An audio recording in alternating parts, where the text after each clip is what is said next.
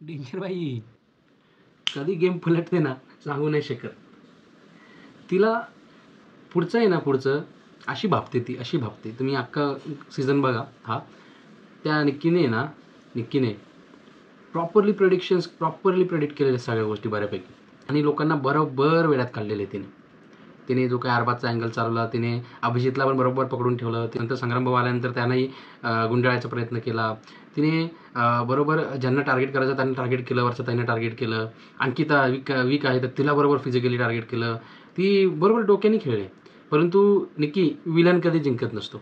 नमस्कार मित्रांनो, आज पुन्हा एकदा आपण बोलणार आहोत निक्कीवरती. तर मित्रांनो, आज घरामध्ये निक्कीची आई आलेली होती. तर निक्कीची आई घरामध्ये गेल्यानंतर ती निक्कीला जे बोलली ते एकदा मी तुम्हाला सांगतो. निक्कीची आई निक्कीला म्हणते, अरबाजचं चुकीचं चाललंय आणि असं नाही करायला पाहिजे होतं, त्याची एंगेजमेंट झालेली म्हणतात. आज कळलं का तुम्हाला? आत्ता कळलं का तुम्हाला त्याची एंगेजमेंट झालेली आहे? एंगेजमेंट नाही, पण तो कमिटेड म्हणत होता घरामध्ये. इव्हन त्याला स्प्लिट्सविलामध्ये पण विचारलं तेव्हाही म्हणला होता कमिटेड. तर एंगेजमेंट वगैरेचं तर माहीत नाही, झाली पण असेल मे बी, माहीत नाही, पण कमिटेड आहे तो. तर तुम्ही जेव्हा बाहेर इंटरव्ह्यूज दिलेत तेव्हा पण तुम्ही थोडंफार याच्याबद्दल बोलला असतात तर एवढं ट्रोल तुम्ही झाला नसतात. त्यामुळे तुमची जी एक पर्सनॅलिटी होती ती निगेटिव्ह दिसली.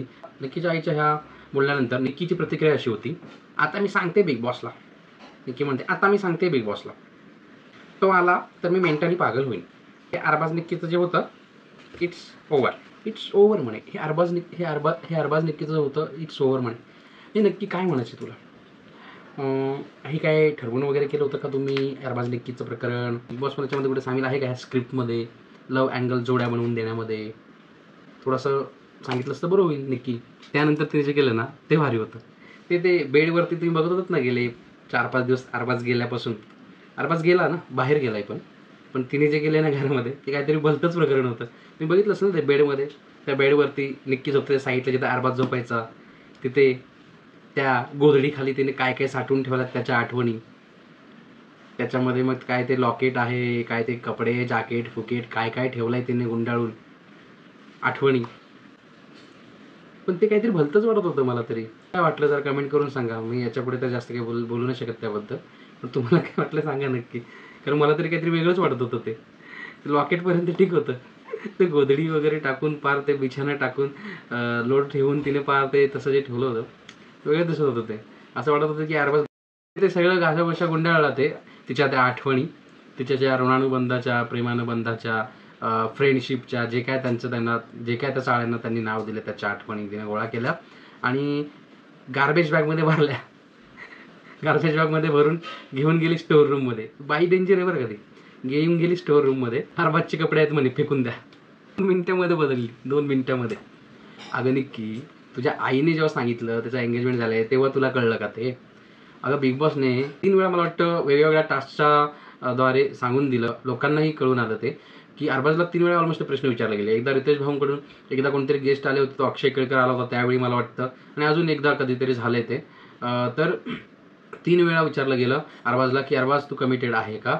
त्यांनी हो हे उत्तर दिलेलं आहे. तर ह्या बाबतीमध्ये मी अरबाजला चुकीचं तर नाही म्हणणार, कारण त्यांनी सिन्सिअरली हो हे उत्तर कमिट दिलं होतं. पण त्यांना सुद्धा जर निक्की काहीतरी वेगळ्या अँगलने विचार करत होतीस, वेगळा काय विचार करत होतीस माहीत नाही, लोकांना तुम्ही सांगा ही काय विचार करत असेल. पण आत्ता आईने सांगितल्यानंतर एवढं काय का तुला हर्ट झालं? अरबाजचं जे होतं ते इट्स ओव्हर, नक्की काय होतं तुमचं?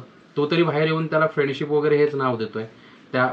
तशी फ्रेंडशिप तर नॉर्मली अशी काय एवढी सोफ्यावर बसलेली अशा टाईपची फ्रेंडशिप खूप कमी बघण्यात येते, पण ती फ्रेंडशिपच तो नाव देतोय. तुझं नक्की त्याला काय नाव होतं हे तरी क्लिअर कर तिथेच कॅमेऱ्यावरती, की बाबा माझ्या मनामध्ये असं होतं पण आत्ता माझा अपेक्षाभंग झालेला आहे, माझा प्रेमभंग झालेला आहे. काय कुठला भंग झाला असेल ते डिक्लेअर तरी कर कॅमेऱ्यावरती. मित्रांनो, तुम्ही सांगा हिचा कुठला भंग झालेला असेल, तुम्ही जरा कमेंट्समध्ये सांगा. आणि हो, व्हिडिओला लाईक करा, कारण व्हिडिओला तुम्ही लाईक कराल तर आपला मॅक्झिमम लोकांपर्यंत व्हिडिओ पोहोचेल. तर मला काय वाटतं पुढच्या आठवड्यामध्ये ह्या तिच्या अशा स्वभाव बदलल्यामुळे, म्हणजे अरबाजच्या आठवणी गार्बेज बॅगमुळे टाकल्यामुळे लोक तिला पॉझिटिव्हली घेतील का आणि तिला पुढच्या फिनाले वीकमध्ये भरून वोटिंग करून ट्रॉफी जिंकून देतील का? तुम्हाला काय वाटतं? कमेंट करून नक्की सांगा. बिग बॉस मराठी सीझन 5चा विनर म्हणून कुणाला बघताय हेही तुम्ही कमेंट करून सांगा आणि व्हिडिओला लाईक करा. भेटूया पुढच्या व्हिडिओमध्ये. तोपर्यंत थँक्यू सो मच. धन्यवाद.